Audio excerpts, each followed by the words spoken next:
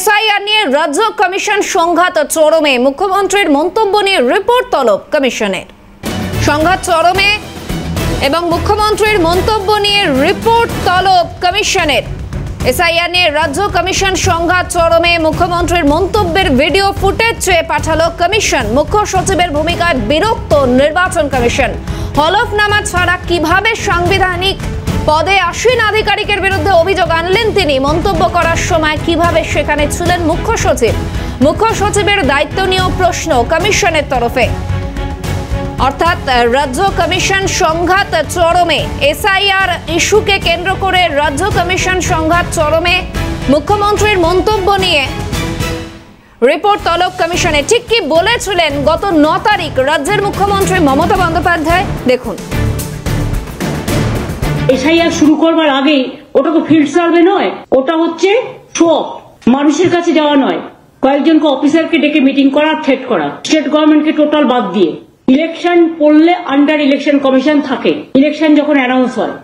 কিন্তু এখন election announce হয়নি। একটা কথা আছে না, বাঁশির চেয়ে কঞ্চি বড়।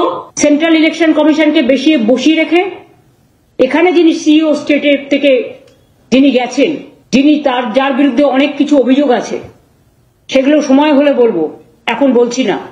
আশা করি তিনি বেড়ে খেলবেন না, মানে ওভার রিয়াক্ট করবেন না। তিনি বড্ড বেশি অফিসারদের থ্রেট করছেন, যিনি নিজে নানা অভিযোগে দুর্নীতিগ্রস্ত, এবং এসআইআর এর নামে ভোট কাটার চক্রান্ত চলছে, এগুলো তার প্রমাণ। 9 অক্টোবর 2025 রাজ্যের মুখ্যমন্ত্রী মমতা বন্দ্যোপাধ্যায় ঠিক কি বলেছিলেন আপনারা শুনলেন। আর এই মুহূর্তে সরাসরি সঙ্গে রয়েছেন প্রতিনিধি খালিদ জামাল। খালিদ, অর্থাৎ এই এসআইআর ইস্যুকে কেন্দ্র করে সরব হয়েছেন মুখ্যমন্ত্রী এবং এই গোটা বিষয়কে নিয়ে এবার রাজ্য এবং কমিশন সংঘাত চরমে।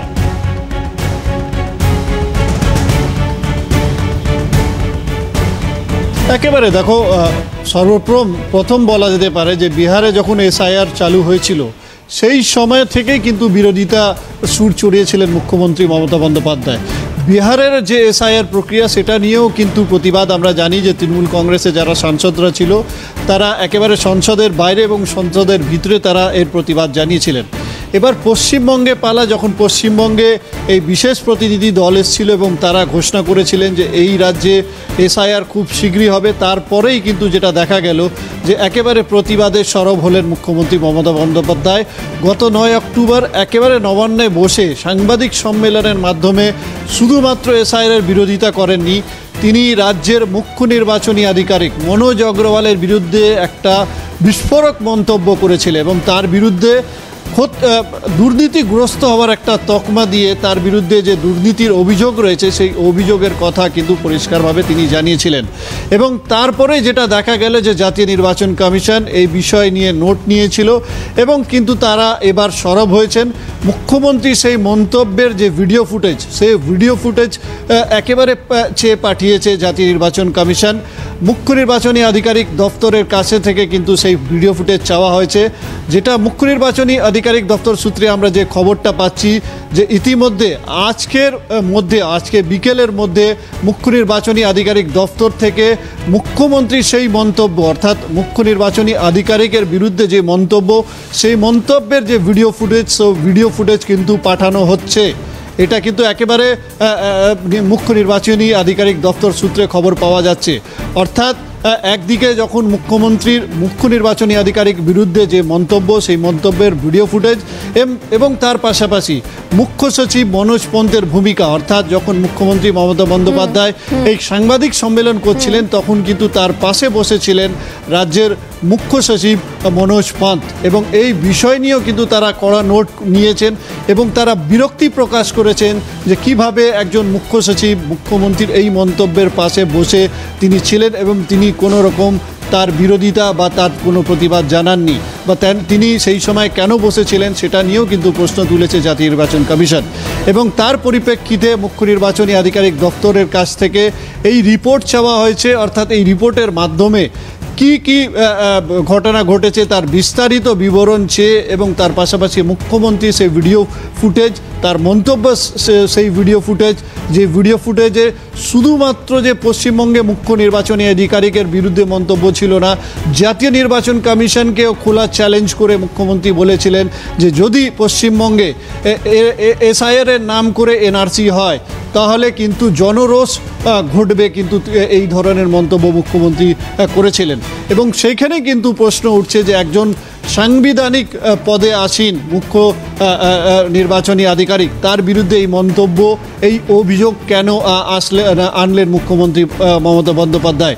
নিয়ম অনুযায়ী যদি কোনো সাংবিধানিক পদে কেউ বসে থাকে এবং তার বিরুদ্ধে যদি কোনো দুর্নীতির অভিযোগ হয় তাহলে সংশ্লিষ্ট বিষয়কে নিয়ে লোকপালে সেই অভিযোগটা জমা দিতে হয়, তথ্য প্রমাণ সহ সেই লোকপালে সেই অভিযোগের যে তথ্য প্রমাণ জমা দিয়ে তারপরেই কিন্তু কোনো রকম অভিযোগ আনা সম্ভব হয়। কিন্তু এই সমস্ত প্রক্রিয়াকে না করে মুখ্যমন্ত্রী সরাসরি একজন রাজ্যের মুখ্য নির্বাচনী আধিকারিকের বিরুদ্ধে এই ধরনের একটা মারাত্মক অভিযোগ আনলেন। এটাই নিয়ে কিন্তু প্রশ্ন তুলছে জাতীয় নির্বাচন কমিশন এবং তার জন্যই কিন্তু তারা এই ভিডিও ফুটেজ, তার মন্তব্যের এই ভিডিও ফুটেজ বলা ভালো যে চেয়ে পাঠিয়েছে। এবং যেটা জানা যাচ্ছে যে আজকেই কিন্তু মুখ্য নির্বাচনী আধিকারিক দপ্তর থেকে এই ভিডিও ফুটেজ পাঠানো হতে পারে বলে একটা প্রবল সম্ভাবনা দেখা যাচ্ছে। সাহানা। একদম খালিদ, অর্থাৎ অনেকগুলো প্রশ্ন ইতিমধ্যে উঠছে এবং মুখ্যমন্ত্রীর মন্তব্য নিয়ে রিপোর্ট তলব কমিশনের। মুখ্য সচিবের দায়িত্ব নিয়েও প্রশ্ন কমিশনে। সরাসরি সঙ্গে ছিলেন প্রতিনিধি খালিদ জামাল। খালিদকে আপাতত ধন্যবাদ। আর এ বিষয়ে রাজ্যের বিরোধী দলনেতা শুভেন্দু অধিকারী তার কি মন্তব্য দেখুন।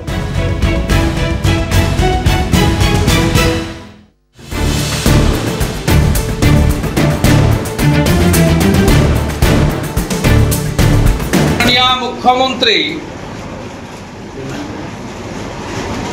মনোজ আগরওয়ালের বিরুদ্ধে আপনার কাছে কি তথ্য আছে পশ্চিমবঙ্গের জনগণ জানতে চায়, আমরা প্রধান বিরোধী দল জানতে চাই। আমরা জানতে চাই কোন কোন আধিকারিককে কিভাবে তিনি চমকেছেন বা ধমকেছেন, সেই আধিকারিকের নাম প্রকাশ করুন। সেই আধিকারিককে দিয়ে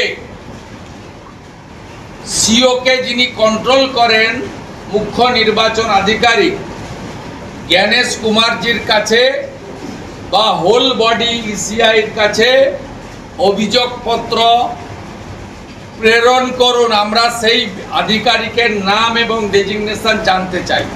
এসআইআর চলাকালীন, draft list, voter list publish হওয়াকালীন, ফাইনাল ভোটার লিস্ট পর্যন্ত আমাদের সজাগ দৃষ্টি থাকবে এবং আমরা এটাকে প্রায়োরিটি 1 হিসেবে দেব। ত্রুটিমুক্ত ভোটার লিস্টই অবাধ নির্বাচনের প্রথম সোপান বলে আমি মনে করি। কোনো জেনুইন নাম যদি বাদ যায়, কমপ্লেন হয় কেন বাদ দিয়েছে তার তথ্য প্রমাণ ইলেকশন কমিশনকে, পিটিশনারকে এবং সুপ্রিম কোর্টে দিতে হবে। এসআইআর শুরু হোক। ইলেকশন কমিশন সাংবিধানিক বডি, তার নিযুক্ত প্রত্যেকটি আধিকারিককে নিরাপত্তা দেওয়ার দায়িত্ব ইলেকশন কমিশন।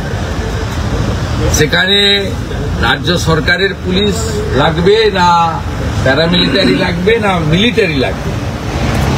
সংবিধানে 324 থেকে 329 পাওয়ার দিয়ে গেছে ইলেকশন কমিশন।